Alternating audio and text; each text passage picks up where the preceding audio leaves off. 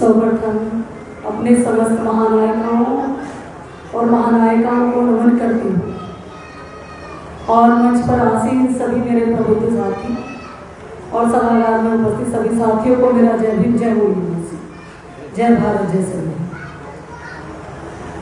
साथियों, जैसा कि विषय था पूंजीपतियों की गुलामी राष्ट्र को ले डूबेगी, मूल निवासी बहुजनों एक हो जाओ। मंच पर बैठे मेरे सारे प्रबुद्ध साथियों ने दो बातों का बहुत ध्यान रखा, जिसके लिए हमेशा जिसको अध्यक्षता दी जाती है वो हमेशा कहते कहते थक जाते हैं, लेकिन शायद यहाँ एक बार भी पर्ची देने की जरूरत नहीं पड़ी। ये कैडराइट साथी हैं, इसीलिए उन्होंने समय का ध्यान रखते हुए और कार्यक्रम को समय पे खत्म करना है उसका भी ध्यान रखा, ईमानदारी से अपना समय स्वयं निश्चित किया और विषय पर अपनी बात की। इस विषय को रखने के साथ जिन बातों पर हम कभी सोच नहीं रहे थे, सोशल मीडिया के माध्यम से केवल अडानी और अंबानी की बात हो रही थी। आज यहाँ बैठकर पता चला कि पूंजीवाद कितना तरह का है। केवल पूंजीवाद वो नहीं है जो ऊपरी स्तर पर राष्ट्र को खा रहा है, पूंजीवाद वो भी है जो इसे पालने पोसने में हमारे द्वारा, इस मूल निवासी समाज द्वारा जो मदद की जाती है। इसका मतलब उसका बीज हमारे अंदर भी मौजूद है और हम उस व्यवस्था को स्वीकार कर रहे हैं, कहीं ना कहीं अपनी मौन स्वीकृति दे रहे हैं। इसीलिए पूंजीवाद इस देश में फल फूल रहा है। यदि हमारा ध्यान वास्तव में जब पूंजीवाद ने अपने पैर फैलाए उस पर होता, इस देश की लोकतंत्र व्यवस्था जब तहस नहस हो रही थी उस पर होता, पास वक्त है। मेरे साथियों ने जिस पूंजीवाद का जिक्र किया, मैं उन चीजों को दोहराने वाली नहीं हूं क्योंकि हम समय पे इस सेशन को खत्म करेंगे, लेकिन कुछ चीजें हैं जिनका समाज में जाकर हमें प्रबोधन करना चाहिए, इस समाज के लोगों को जगाना चाहिए और एक ऐसा जनमत निर्माण करना चाहिए कि वो प्रेशर सत्ता में बैठे हुए लोगों पर, उन पूंजीपतियों पर बने।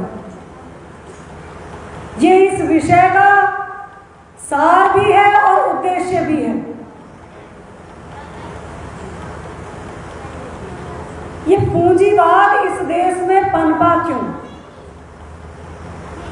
इस देश में जो विचारधाराएं जिनका युद्ध तथागत बुद्ध और सिंधु घाटी सभ्यता से रहा, समतावादी विचारधारा और विषमतावादी विचारधारा, वो युद्ध कभी समाप्त नहीं हुआ और सत्ता में बने रहने की लालसा विषमतावादी ताकतों की सम्राट अशोक के और अपनी व्यवस्था चलानी है, तो इस देश में हमें सत्ता पर काबिज रहना पड़ेगा। यहाँ की सोच, यहाँ का विचार, इस देश की जनता हमारे अनुसार सोचे, हमारे अनुसार जिए, हमारे अनुसार समझे, तब तक ऐसा संभव नहीं हो सकता। लेकिन देश की आजादी के बाद कुछ व्यवस्थाएं बदली क्योंकि हमारे पुरखों ने जो आंदोलन किया उसका वो परिणाम निकला कि हमारा समाज सोचने लगा, विचार करने लगा, शिक्षा की ओर बढ़ने लगा। देश की आजादी के बाद अब लोगों को शिक्षा से दूर रखना और मूर्ख बनाना इतना आसान नहीं था। जैसा कि मेरे एक भाई ने जिक्र भी किया था कि हेगड़ेवार ने अपनी पुस्तक में लिखा कि कैसे भी हो सत्ता हासिल करो और 5% लोगों के हाथ में इस देश की संपदा होनी चाहिए, कंट्रोल होना चाहिए, और वो 5% लोग भी उन्हीं के होंगे, वो हमारे मूल निवासियों के हाथ में उस संपदा को देने वाले होंगे। अंदर इतना रहा कि कभी नागना तो कभी सांप ना। एक को जब दोषारोपण होता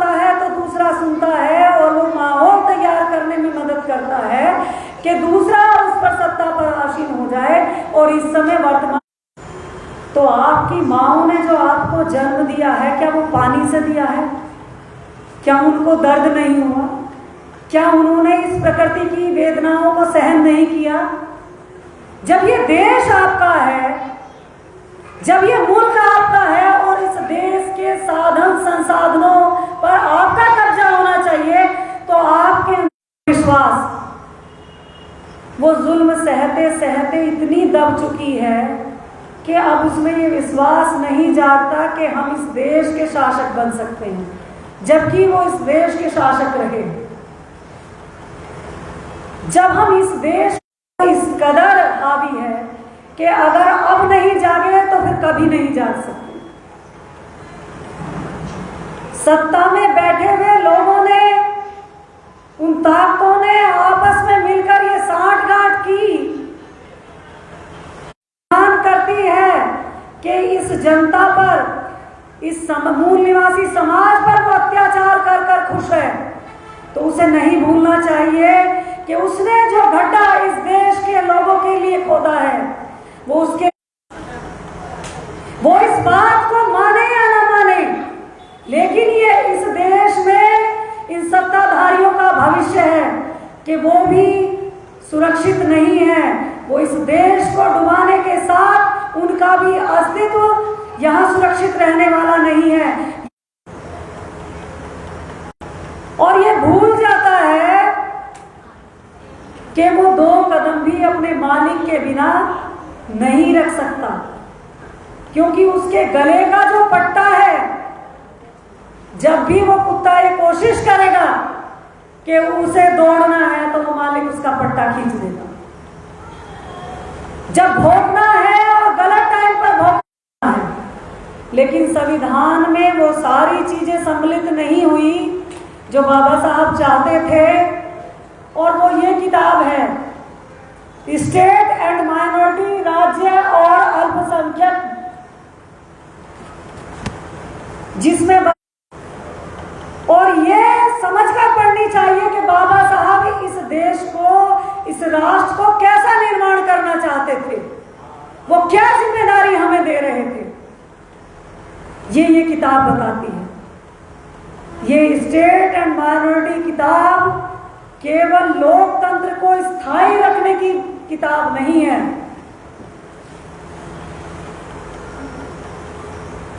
क्योंकि लोकतंत्र की जब बात होती है तो हम बात करते हैं व्यक्ति को स्वतंत्रता होनी चाहिए, उसके मौलिक अधिकार होने चाहिए। लेकिन क्या जब औद्योगिकरण, निजीकरण निजी लोगों के हाथ में चला जाता है, उद्योग धंधे कुछ लोगों के हाथों में उनकी संपत्ति सीमित हो जाती है, तब एक बेरोजगार आदमी से पूछो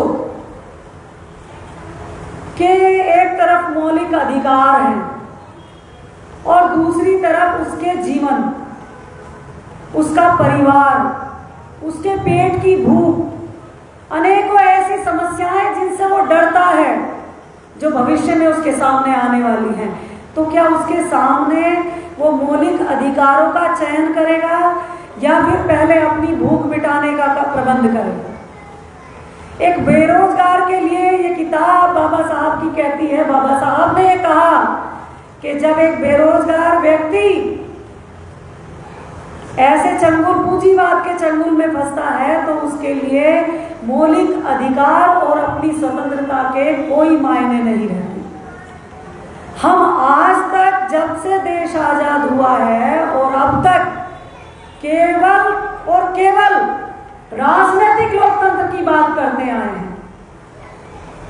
क्या केवल राजनीतिक लोकतंत्र से इस देश का लोकतंत्र सुरक्षित रह सकता है? नहीं रह सकता। इसलिए नहीं रह सकता, 4 आधार। पहला, व्यक्ति स्वयं साध्य है और व्यक्ति होने के नाते, इस देश का नागरिक होने के नाते उसे कुछ अधिकार मिले हैं, संवैधानिक अधिकार, जो किसी को दिए नहीं जा सकते। तीसरी बात उसमें बाबा साहब ने कही कि राजनीतिक लोकतंत्र के लिए आवश्यक है कि राज्य भी उन अधिकारों को छीन नहीं सकता। और चौथी बात कि राज्य व्यक्तियों पर शासन करने के लिए अपनी उस शक्ति को किसी और को ट्रांसफर नहीं कर सकता। ये लास्ट की जो दो बात हैं कि व्यक्ति के जो अधिकार हैं जो हस्तांतरणीय हैं, ट्रांसफरेबल नहीं है, उन अधिकारों को राज्य भी नहीं छीन सकता मानव होने के नाते। लेकिन जब पूंजीवाद हावी होता है तो ऐसी स्थिति में एक बेरोजगार व्यक्ति को अपनी स्वतंत्रता का मौलिक अधिकार छोड़ना पड़ता है और पूंजीपति व्यक्ति के अनुसार जैसे वो नियम और शर्तें बनाता है वैसा उसको मानना पड़ता है, उसके मौलिक अधिकार वही स्वाहा हो जाते हैं। और चौथी बात के मौलिक अधिकारों की बात है, जब राज्य ऐसा करता है और पूंजीपतियों के हाथ में ताकत ट्रांसफर करता है, तब यही पूंजीपति की स्वतंत्रता वहां हमें दिखाई देती है कि उसकी स्वतंत्रता में कोई खलल नहीं पड़ता। तो इस स्वतंत्रता का प्रयोग, इन मौलिक अधिकारों का प्रयोग केवल और केवल पूंजीपति लोग करते हैं। आम जन को, इस देश के नागरिकों को उनके अछूतों के लिए क्या किया? उसमें कहा कि जब पूंजीपति किसी देश पर हावी होते हैं तो वहां के लोगों को, जो गरीब और दबे कुचला वर्ग है, और भारत के परिदृश्य से देखा जाए तो वो अछूत वर्ग, वो पिछड़ा वर्ग, जिसे ना पहले अधिकार मिले हैं और ना अब अधिकार मिले हैं, उसे सबसे बाद में नौकरी मिलती है, सबसे बाद में काम दिया जाता है। और जब मंदी आती है तो उसी पिछड़े वर्ग को, उस अछूत वर्ग को सबसे पहले नोटबंदी, उसके मंदी के नाम निर्माण हो तो उसके लिए इस देश में समाजवादी राज्य की स्थापना होनी जरूरी है और इन संस्थानों पर राज्य का नियंत्रण आवश्यक है।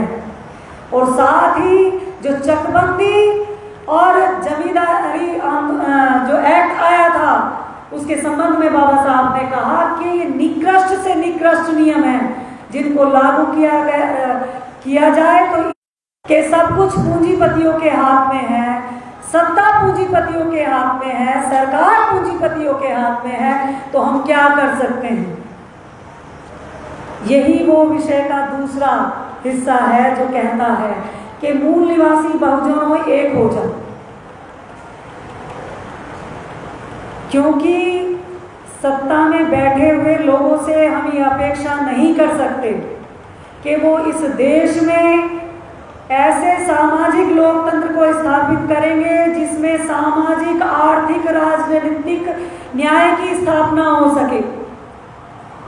बाबा साहब कहते हैं कि लोकतंत्र को जिंदा रखना है, चिरस्थायी रखना है, तो राजनीतिक लोकतंत्र के साथ आपको आर्थिक लोकतंत्र की व्यवस्था के केवल आप कानून बनाने से उन्हें अधिकार नहीं दे सकते। कानून का निर्माण करना आसान हो सकता